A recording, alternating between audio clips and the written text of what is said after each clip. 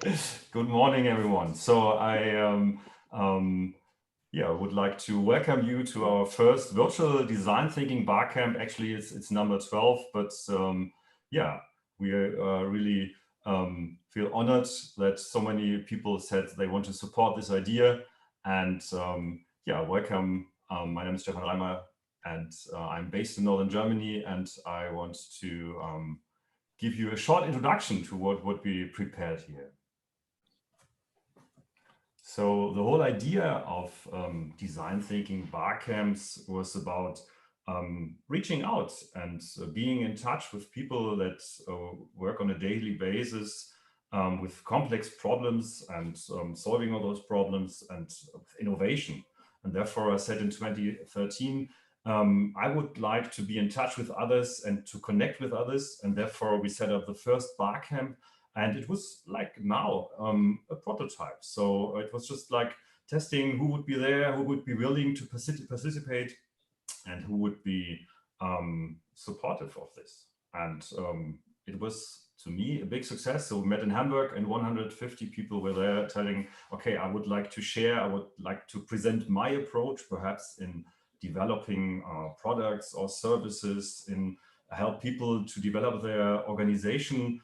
And therefore, it was a success. And we just moved on and said, okay, let's keep on doing this. If there's a community and people that are willing to take part, then perhaps it's a good idea to not only base this in Hamburg, but it's a community for everyone. So we decided to move on and go to other cities. And then in the following years, we went to Berlin, to Munich, to visiting Heidelberg, SAP there, and others. And always is about getting together and yeah, discussing what design thinking can be about and how it can be applied.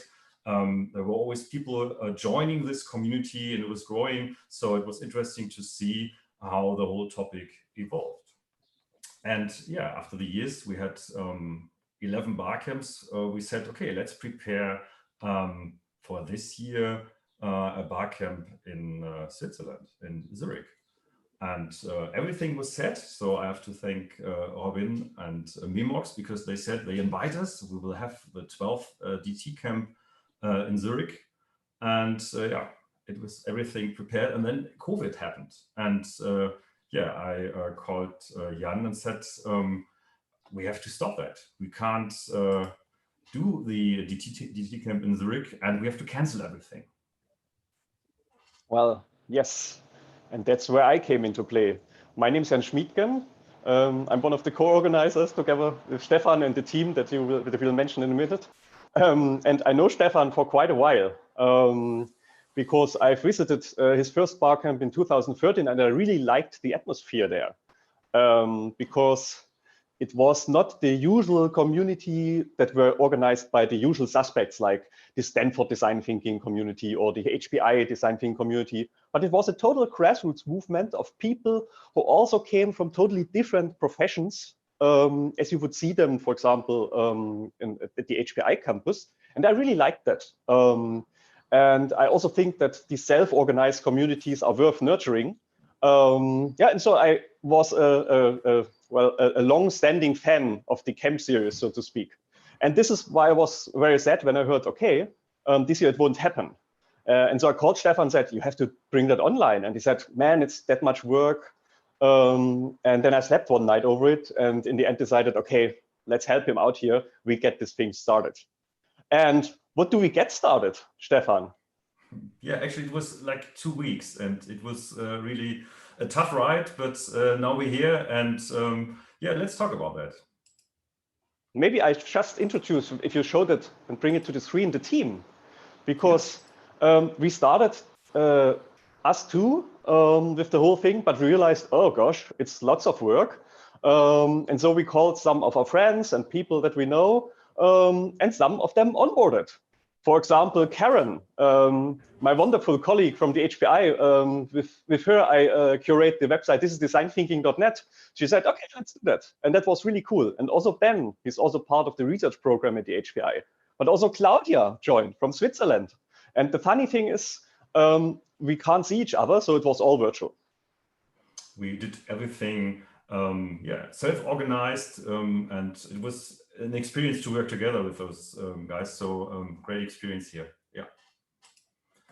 Yeah. And that's how it turned out.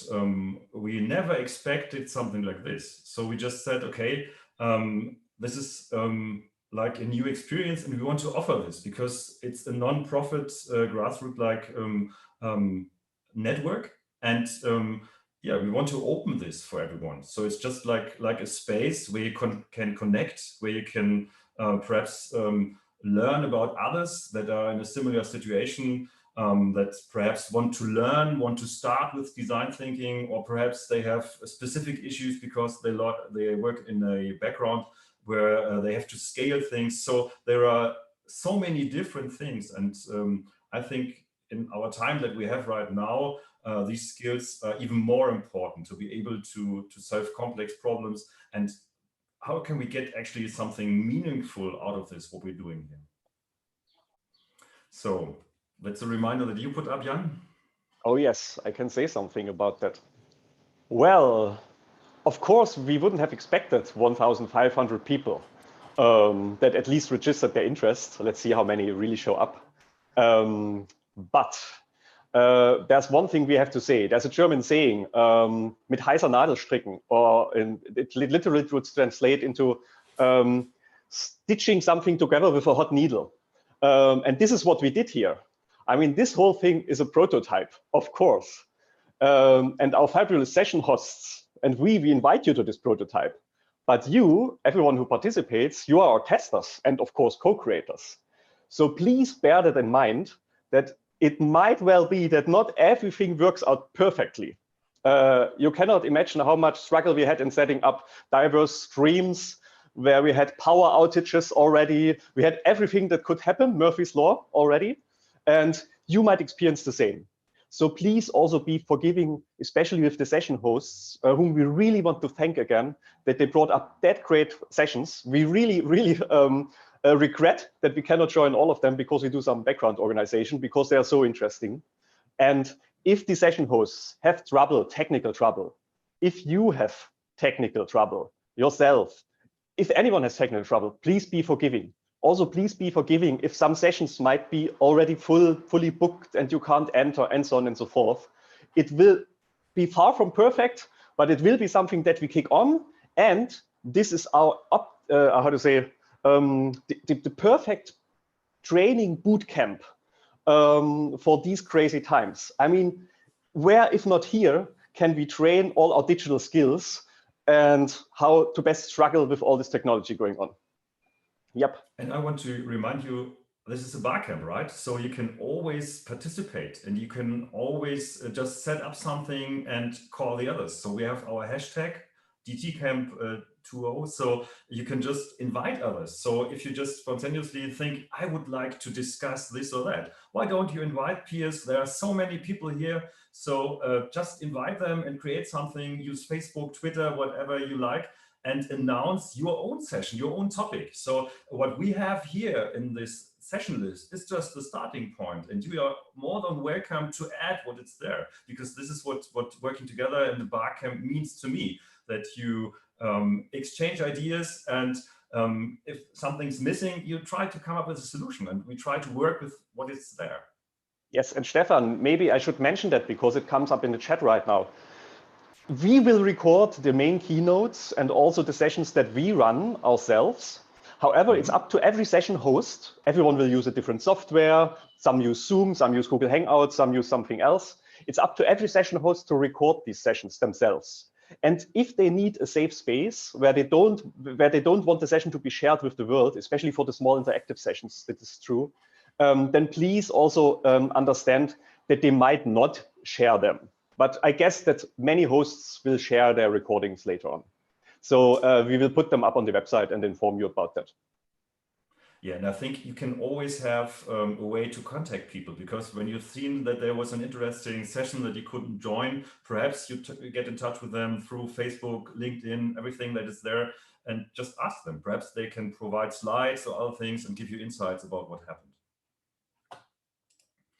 Yeah, and just to showcase what this is about, we asked all participants that registered what is your knowledge about design thinking? And this is something that I really like, because we can see there are a lot of people, perhaps like you, that are just starting to work with that and trying to get their flavor and their tool set. So if you're in touch through the chat that we offer, or other media, have in mind, perhaps there are some that are in the same situation like you. So we have some experts, but mostly we have intermediates and people that are new to design thinking.